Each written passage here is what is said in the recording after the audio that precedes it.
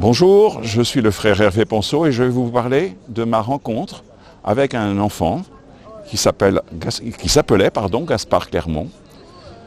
Gaspard est né le 30 août 2013 et il est mort le 1er février 2017. Gaspard avait une maladie neurodégénérative dite maladie de Sandhoff. Je l'ai connu à travers la page Facebook de ses parents, Marie-Axel et Benoît, à l'été 2016. Nous nous sommes exprimés ensemble, reconnus à travers des messages privés. Et puis voilà que en décembre 2016, alors qu'on attend pratiquement la fin de Gaspard, j'ai l'occasion d'être à Paris et donc finalement aussi à Rueil chez ses parents pour rencontrer Gaspard chez lui. C'est un jeudi, quelques jours avant Noël. Je viens à la rencontre de Gaspard, il paraît que d'autres personnes venaient aussi à cette rencontre. Je découvre un enfant qui est couché sur une paillasse dans une pièce. Il est intubé pour recevoir de l'oxygène, il est intubé aussi pour être alimenté en gastrostomie, comme on dit là à ce moment-là. Et on prie autour de lui.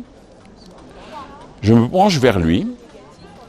Je le regarde et à l'époque, on me dit, il ne voit pas. Il a perdu la vue. Et au moment où je le regarde, de ces magnifiques yeux bleus qui ont été pris en photo et qui ont été publiés en ligne, eh bien, je me dis, c'est drôle, Gaspard lit en moi comme dans un livre ouvert. C'est une impression extraordinaire, tout intérieure, et je n'en parle pas. En revanche, un peu plus tard, avec sa maman, Marie-Axel, nous évoquons la fin prochaine de Gaspard, qu'ils attendent, sans savoir quand elle sera.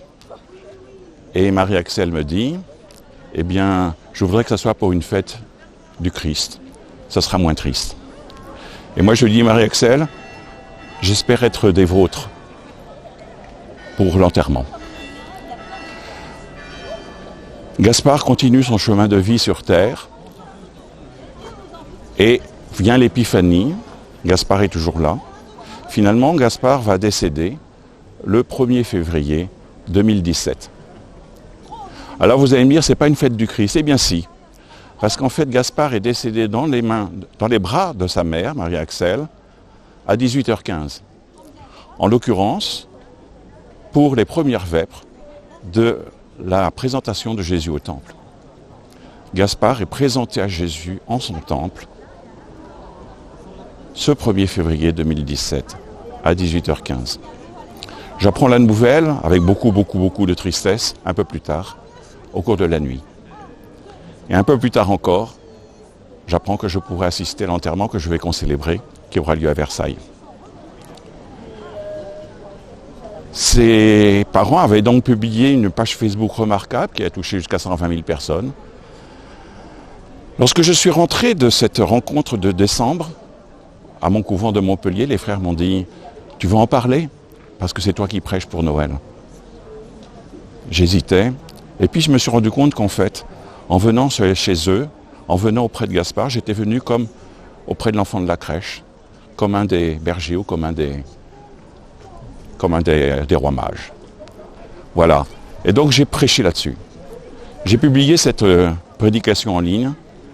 Elle a touché 10 000 personnes environ. Je reviens maintenant donc en février 2017, après son décès.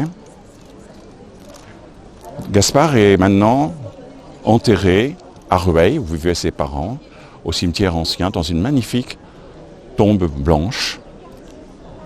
Et sur sa tombe, ses parents ont fait inscrire cette phrase de Thérèse de l'Enfant Jésus.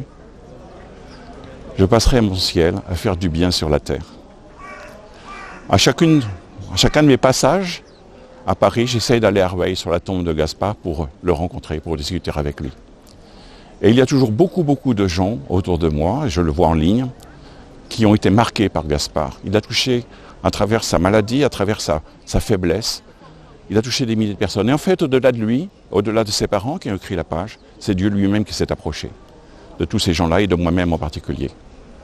Depuis, je reste marqué par cette rencontre Et j'essaye de transmettre un peu de cette dimension de présence divine à travers la fragilité.